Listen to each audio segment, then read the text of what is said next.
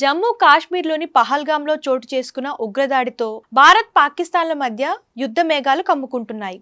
ఉగ్రదాడి వెనుక పాక్ హస్తం ఉందని భారత్ భావిస్తుంది. ఈ క్రమంలోనే దాడిపై యావత్ ప్రపంచం ఆశ్చర్యపోయేలా ప్రతీకార దాడి చేస్తామని హెచ్చరించింది. ఇప్పటికే దాయాది దేశం పాక్తో దౌత్య సంబంధాలను తెంచుకుంది. పాక్ దేశస్థులు భారత్ విడిచి వెళ్లాలని వీసాలను సైతం రద్దు చేసింది.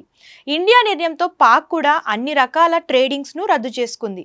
ఇవన్నీ చూస్తుంటే భారత్ పాక్ మధ్య యుద్ధం తప్పదా అంటే అవుననే తెలుస్తుంది. పహల్గాం దాడి తర్వాత భారత్ తీసుకున్న నిర్ణయాలతో పాక్ కవ్వింపు చర్యలకు పాల్పడుతుంది.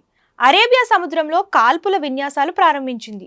దీనికి ప్రతిస్పందనగా భారత్ నావికాదళం విమాన నౌక ఐఎన్ఎస్ విక్రాంత్ను సముద్రంలోకి దింపింది.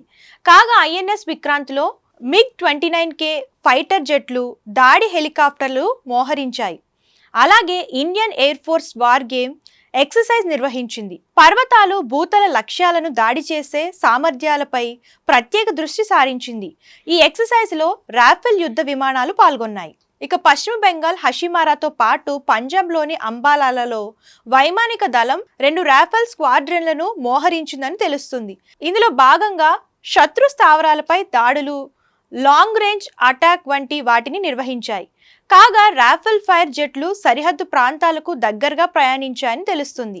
ఈ క్రమంలోనే వైమానిక హెచ్చరిక, నియంత్రణ వ్యవస్థ అమర్చిన విమానాల శత్రువుల కదలికపై నిఘా ఉంచాయి.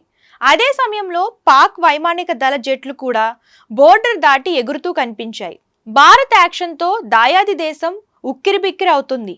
సింధు జలాలను ఆపుతూ ఇండియా తీసుకున్న నిర్ణయం నేపథ్యంలో ప్రతీకార చర్యలకు పూనుకుంటోంది. అలాగే సైనికులకు సెలవు రద్దు చేసిన పాక్ సరిహద్దుల్లో కవ్వింపు చర్యలకు పాల్పడుతుంది.